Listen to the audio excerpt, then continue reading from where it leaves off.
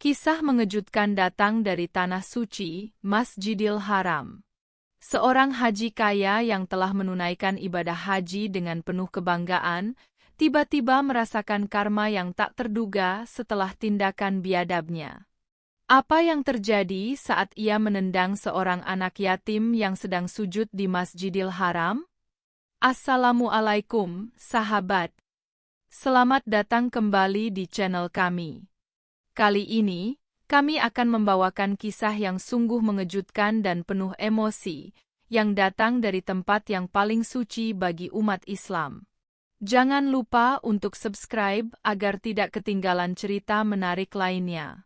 Dan jika kalian merasa tergerak, beri komentar di bawah, ya. Sebelum kita masuk ke ceritanya, pastikan kalian sudah klik tombol subscribe dan aktifkan notifikasi, agar kalian tidak melewatkan kisah-kisah dramatis lainnya. Jangan lupa juga untuk meninggalkan komentar. Apa pendapat kalian tentang cerita ini?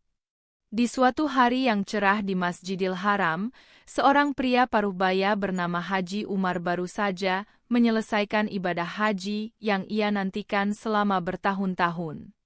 Haji Umar adalah seorang yang kaya raya. Bisnisnya yang berkembang pesat di Indonesia membuatnya menjadi salah satu orang yang cukup berpengaruh. Setiap langkahnya selalu penuh rasa percaya diri, dan ia merasa sudah cukup melakukan segala kebaikan dalam hidupnya.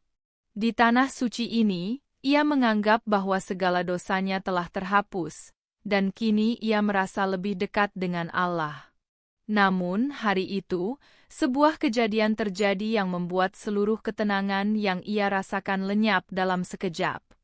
Masjidil Haram, yang merupakan tempat yang penuh berkah, tiba-tiba menjadi saksi dari sebuah peristiwa yang tidak akan pernah dilupakan. Di antara lautan manusia yang khusyuk, ada seorang anak yatim yang duduk di sudut masjid, sedang bersujud dengan penuh ketundukan. Namanya adalah Ahmad, seorang anak berusia 12 tahun yang telah ditinggalkan oleh kedua orang tuanya sejak ia masih kecil. Ahmad tinggal di panti asuhan dan datang ke Masjidil Haram bersama beberapa teman sebayanya untuk menunaikan ibadah umrah. Meskipun hidupnya tidak sempurna, Ahmad selalu penuh rasa syukur dan tidak pernah berhenti berdoa kepada Allah. Ketika Haji Umar melangkah melewati Ahmad, ia merasa terganggu dengan keberadaan anak yatim tersebut. Ahmad, yang tidak sengaja menghalangi jalannya, sedang sujud dengan penuh ketulusan. Haji Umar yang merasa tak sabar, menendang tubuh kecil Ahmad tanpa ampun. Dengan kekuatan yang tak terduga, tubuh anak yatim itu terhempas ke lantai marmer yang dingin. Keheningan seketika pecah, dan suara teriakan menggema di sekitar Masjidil Haram. Ahmad yang terjatuh tidak menangis. Wajahnya tetap tenang. Namun, ia merasakan sakit yang luar biasa. Sebagian besar jamaah yang melihat kejadian itu merasa geram dan terkejut. Mereka tak percaya ada orang yang berani melakukan kekerasan di tempat yang paling suci. Tetapi Haji Umar hanya tersenyum sinis, merasa bahwa tindakannya tidaklah salah. Di matanya, anak yatim tersebut hanyalah sebuah penghalang yang tidak perlu ada di tempat yang sakral itu. Ia beranggapan bahwa dirinya lebih berhak berada di sana dibandingkan dengan seorang anak yatim yang tidak memiliki apa-apa.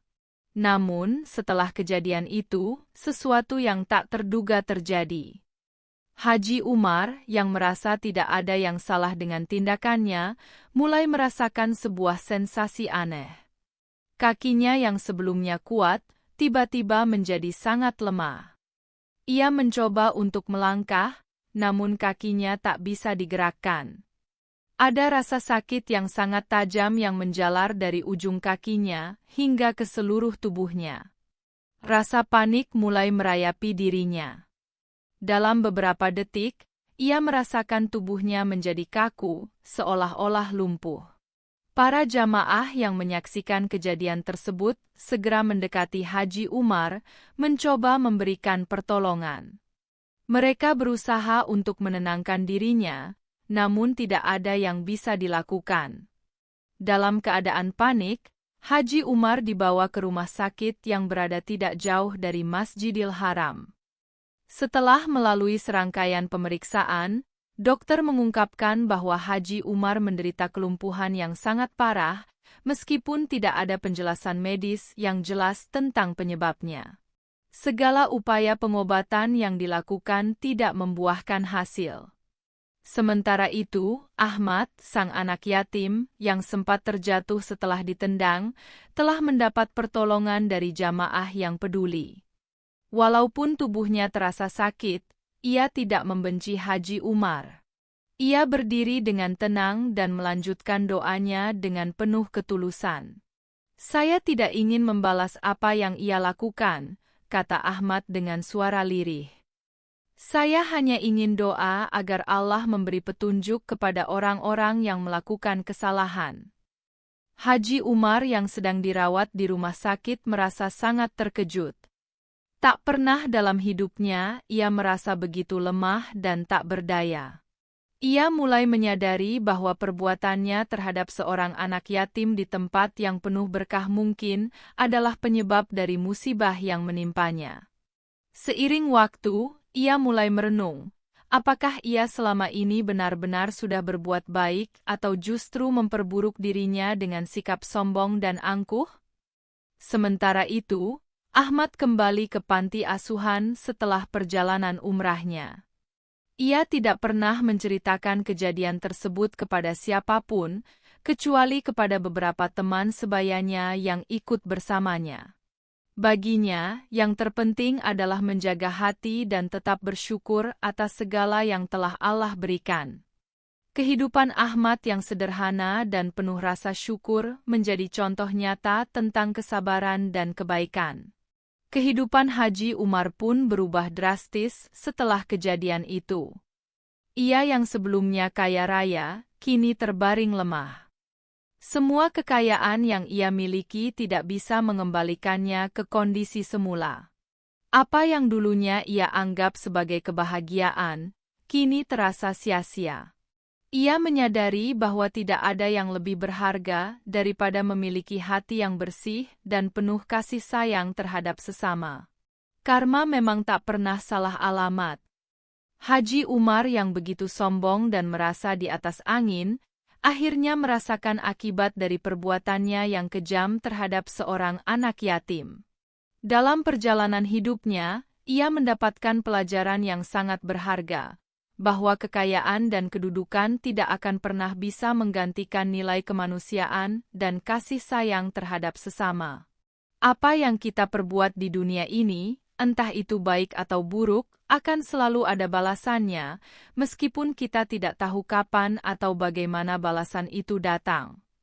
Cerita ini adalah fiksi belaka, yang ditulis untuk memberikan pelajaran tentang keadilan, karma, dan pentingnya menjaga hati. Tidak ada hubungan dengan kejadian atau individu yang sebenarnya.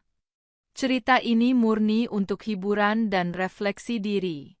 Jika kalian merasa terinspirasi atau bahkan marah setelah membaca cerita ini, jangan lupa untuk memberikan like, subscribe, dan berikan komentar kalian di bawah.